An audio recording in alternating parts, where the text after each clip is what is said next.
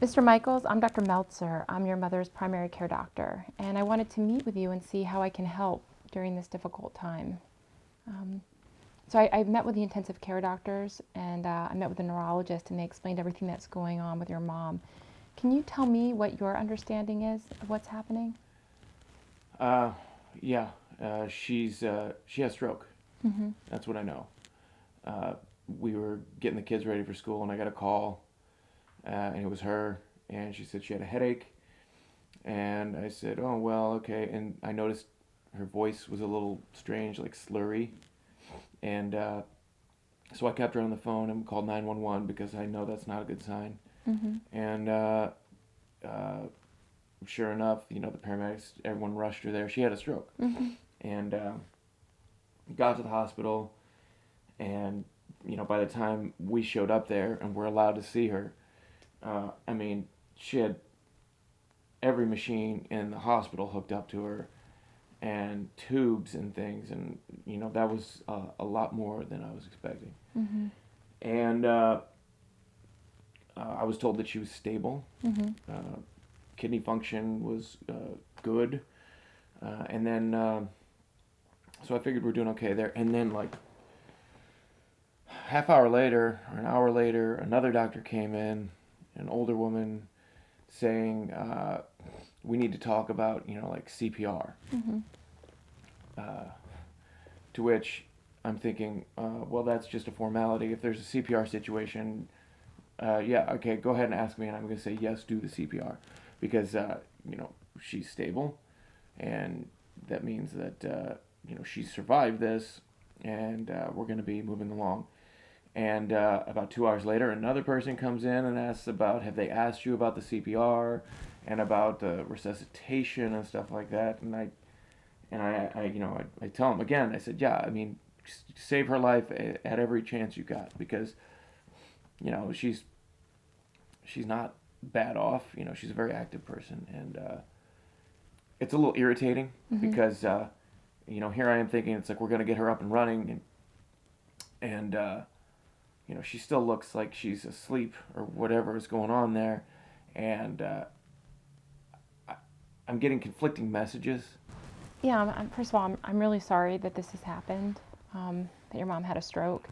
And I can certainly appreciate your frustration with the situation. Why don't we start by just clarifying what the diagnosis is and what we think her prognosis is. So she's had a very significant stroke. And in fact, on the brain imaging, it looks like the majority of her brain has been damaged. And so we really don't expect that she's ever going to wake up or recover from this. Right? And now that a few days have passed, it's very clear she hasn't opened her eyes. She hasn't been moving in the bed. And we're fairly certain that she's never going to recover from this stroke. Okay. And then, in fact, today, part of the reason why the doctors called me is other things seem to be impacted as well. So her blood pressure has started to drop a bit, and her heart rhythm has started to become a bit irregular. I think the doctors mentioned it to you this morning when they Mm-hmm. came by on rounds, Mm-hmm. right? And so at this point, we're really seeing that given the extent of the brain injury, given the variations in the blood pressure, given the irregularities with her heart, that the doctors really are concerned that she is dying. And I'm sorry to have to tell you this. I really am.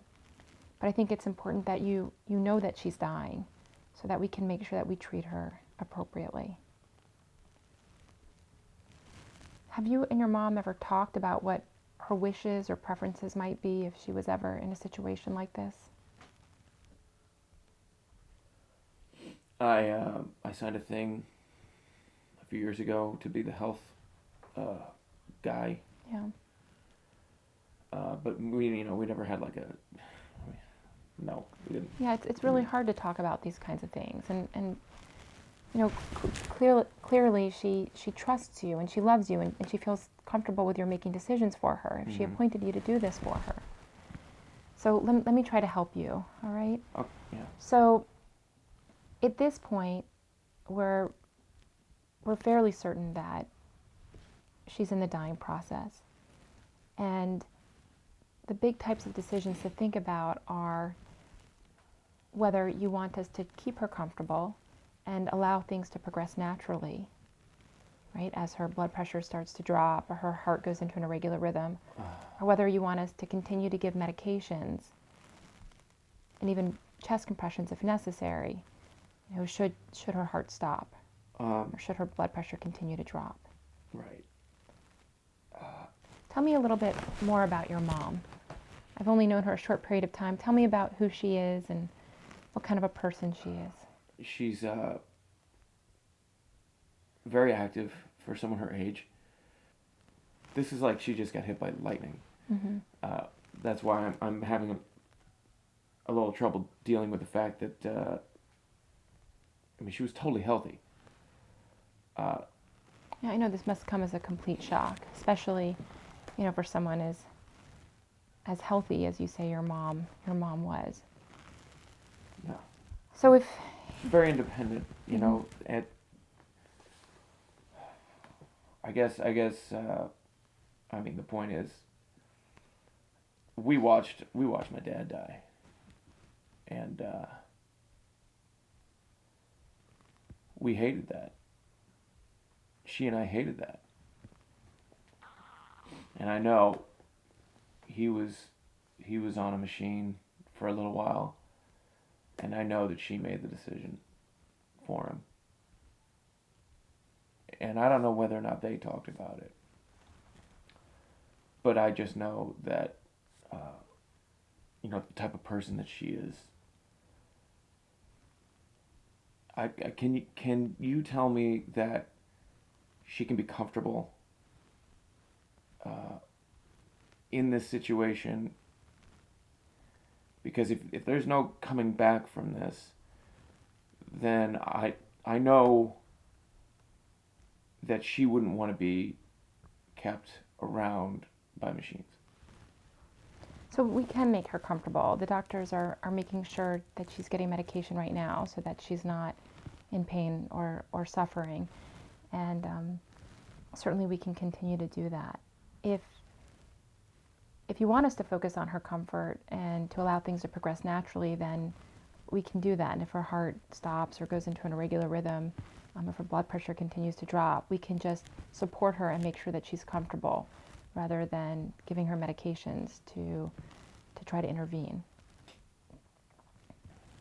I just want her to be comfortable. Okay. Another thing that we can do is we can stop the mechanical ventilation and take the tube out, if that's also consistent with your wishes. And we know that if we do that, she really won't be able to breathe on her own. And we can make sure that she's comfortable for the remaining time that she has. This is all a little bit. It's a lot. It's a lot of information. Yeah. You don't have to make a decision right now. I do think it's important that we think about the blood pressure and the heart rate, because she is showing some signs of instability and that she's dying. And I'm not sure we can reverse this process, but if her heart stops, I want to make sure that we're doing the right thing. Yeah. Okay.